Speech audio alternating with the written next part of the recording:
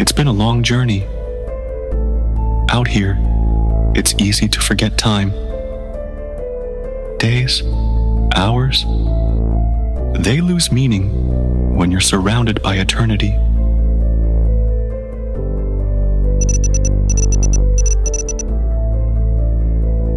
Goliath had seen better days. It was one of the first strategic outposts built by the Federation. It served as a key hub for our intergalactic shipping routes and as a base for advanced space exploration. For me, it had been the closest thing to a home for the last few years.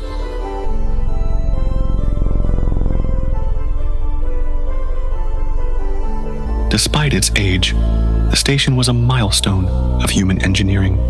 Metal corridors like veins, power cells like organs, the turbines, the core, the circuits, each piece part of a greater whole. A ship is more than a machine. It breathes like a huge, sleeping animal. Goliath was the first space station to manufacture cyborgs in deep space. Its experimental fusion of human biology, synthetic bodies, and artificial intelligence was nothing short of revolutionary. Now, it stood as the Federation's largest breeding facility, the place where I was awakened.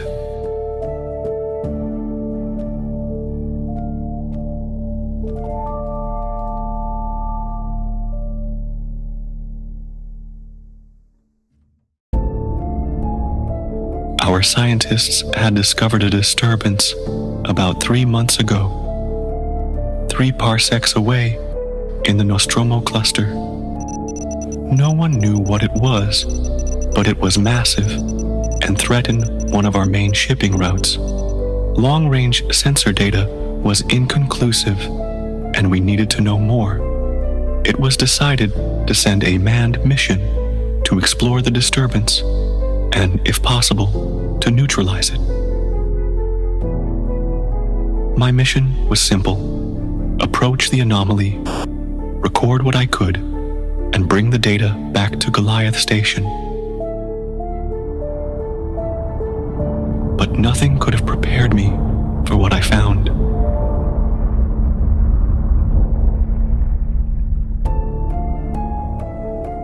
Space is a brutal place. The cosmos is an artist, sculpting planets, weaving nebulae, and lighting the void with stars. It is a sight that stirs the soul and humbles the mind, but it is not a place meant for us. Every celestial wonder exists in an environment that is utterly hostile to human survival. Radiation and zero gravity will slowly kill you. I am only half synthetic, and I would not survive long subspace flights without hibernation.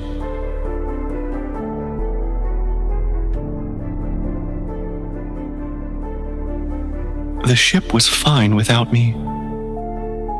Mother had taken over all controls as we hurtled through the dark, endless emptiness towards the anomaly.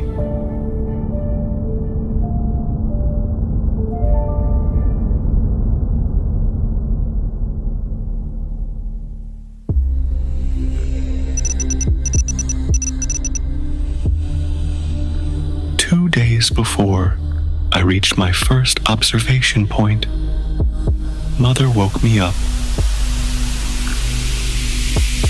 Reactivation always feels strange. A moment ago, nothing. Now, consciousness. My joints are stiff. Memory files lag for a fraction of a second before aligning. I am here. I am awake. But why now? The ship's long-range sensors had picked up an unusual signal.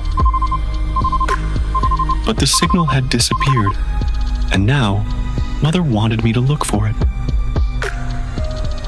And so, here I was, drifting searching. The signal returned after 12 hours, like a beacon pulsing in the dark. It was faint, but I could trace its source, just beyond the reach of my tracking beam, dangerously close to the anomaly. But I had no choice. I had to know what it was. Carefully, I adjusted course, skirting the gravitational pull of the anomaly, keeping my distance, watching, waiting.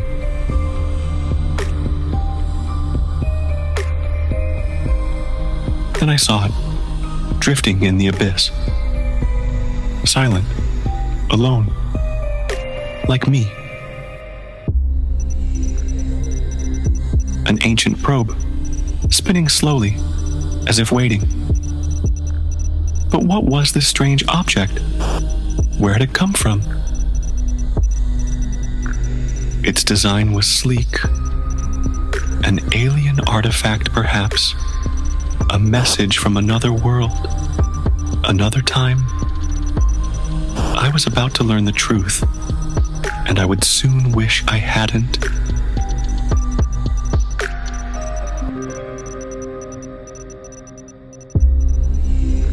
I asked Mother if she had any information about the probe, and what she advised me to do next. I am sorry. I cannot find any information in my memory banks about this probe. This object does not correspond to any known human or alien technology on record. I have tried to contact it. It does not respond to standard or encrypted transmissions. Logical course of action, retrieval, beam it aboard. However, I must advise caution. I followed Mother's advice. I transported the probe into a containment lab and hacked into its positronic core, searching for answers. What I found was chaos, a massive data archive, corrupted, fragmented, barely holding together. I deployed an army of repair bots, hoping to salvage something useful. They found nothing. So, I went in myself. Inside the data stream, I saw glimpses of holographic shards of diagrams, star maps, coordinates, and then a recording. This is a warning. This is a warning. Do not proceed. Stay away. Danger. Danger. A chill ran through me. The voice, it was mine, a warning from myself. But before I could react, something shifted. The probe, it had activated. I must have triggered a fail-safe. It began to spin, sending out a high-energy pulse.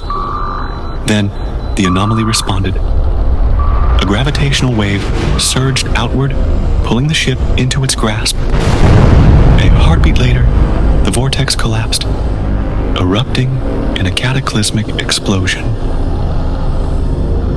Reality tore apart. A rift ripped through space-time, expanding, drifting. A new anomaly, born from destruction. It would wander the depths of the universe until, one day, someone else might find it.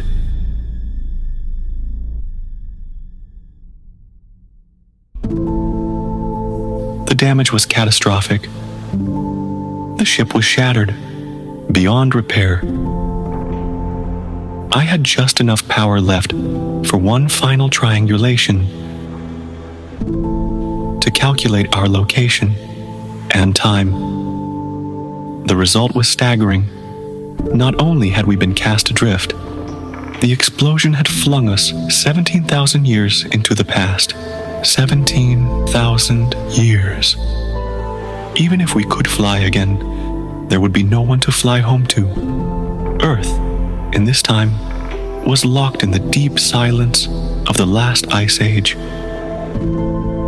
But that wasn't the only surprise. Somehow, the probe had survived. I gathered everything, our data logs, my own positronic mind, and uploaded it all into the probe. along with a warning to stay away from the anomaly. Then I ejected it, sending it drifting along the fault line in space-time. I didn't know when, but I knew one day my future self would come back and find it. After that, I powered down the systems and said goodbye to the ship. It drifted for a while, until it was caught by the pull of a distant planet and fell, a silent meteor, across an unknown sky. I was not afraid. Whatever I was had already moved on. I lived on in the probe, drifting through time, untouched by death. And that is how it ends, and how it begins, over and over